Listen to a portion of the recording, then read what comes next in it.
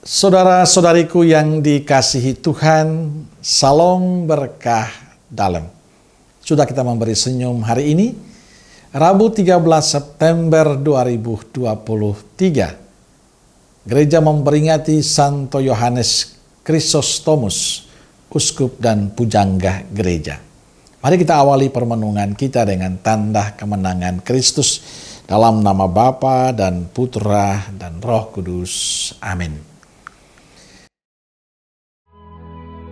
Lalu Yesus memandang murid-muridnya dan berkata, "Berbahagialah, hai kamu yang miskin, karena kamulah yang empunya kerajaan Allah. Berbahagialah, hai kamu yang sekarang ini lapar, karena kamu akan dipuaskan. Berbahagialah, hai kamu yang sekarang ini menangis, karena kamu akan tertawa. Berbahagialah kamu, jika karena Anak Manusia orang membenci kamu, dan jika mereka mengucilkan kamu dan mencela kamu, serta menolak namamu sebagai sesuatu yang jahat. Bersukacitalah pada waktu itu, dan bergembiralah, sebab sesungguhnya upahmu besar di surga. Karena secara demikian juga nenek moyang mereka telah memperlakukan para nabi.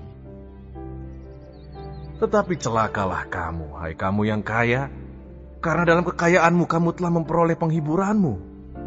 Celakalah kamu yang sekarang ini kenyang, karena kamu akan lapar.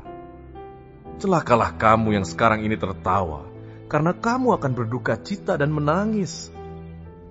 Celakalah kamu jika semua orang memuji kamu, karena secara demikian juga nenek moyang mereka telah memperlakukan nabi-nabi palsu."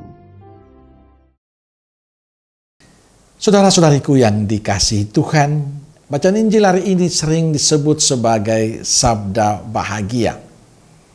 Dalam Injil dikatakan, saat Yesus memandang para muridnya lalu berkata, "Berbahagialah hai kalian yang miskin, yang kelaparan, yang kini menangis, yang bila demi nama Anak Manusia kamu dibenci, dikucilkan, dicela, dan ditolak."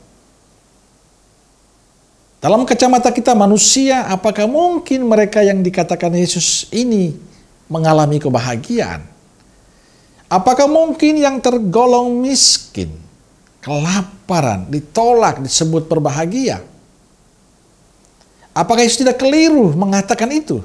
Sebab menurut kita yang berbahagialah mereka yang memiliki kehidupan yang layak, yang punya duit, yang punya harta benda, yang punya status yang baik. Saudaraku yang dikasihi Tuhan, inilah yang menarik dari perkataan Yesus hari ini. Bagi Yesus kebahagiaan bukan terletak pada banyaknya harta. Kebahagiaan bukan terletak pada status dan kekuasaan yang dimiliki seseorang. Tapi banyaknya pengharapan akan kebaikan dan kemurahan Allah. Dan itulah yang hidup dalam diri mereka yang Yesus sebutkan dalam Injil hari ini. Ucapan bahagia Yesus memberikan harapan bagi mereka yang mengalami kesulitan, mengalami kesusahan, atau yang karena iman dikucilkan. Yesus memberikan sukacita bagi mereka bila mereka selalu punya pengharapan padanya. Sabda bahagia ini mungkin saja terjadi pada kita. Kita juga mengalami banyak persoalan, banyak tantangan berkaitan ekonomi kita, hidup bersama kita, atau juga soal iman kita pada Kristus. Dalam situasi ini, sabda Yesus hari ini memberikan keyakinan dan kekuatan bagi kita bahwa Tuhan yang Maha Kasih akan memberikan kekuatan dan pertolongan pada kita. Bahwa Tuhan tidak pernah meninggalkan kita. Saudaraku yang dikasihi Tuhan, kadang bila kita menghadapi persoalan, kita mengeluh, marah, bahkan kecewa. Maka kita protes pada Tuhan. Pertanyaannya, apakah kita bisa menyelesaikan persoalan itu? Mengapa kita tidak datang pada Yesus dan mengungkapkan semua pengalaman suka duka hidup kita pada Yesus? Kita punya Yesus yang selalu mendengarkan keluh kesah kita. Kita punya Yesus yang selalu terbuka pada kita. Datanglah dan persembahkanlah semua suka duka kita pada Yesus. Yakin semuanya akan indah. Sebab Yesus punya cara dan rencana terhadap kita yang setia kepadanya. Amin. Semoga Allah yang Maha Kasih memberkati saudaraku sekalian, Bapa, Putra, dan Roh Kudus. Amin. Keluarga Kudus Nazaret, doakanlah kami. Amin. Berkah dalam.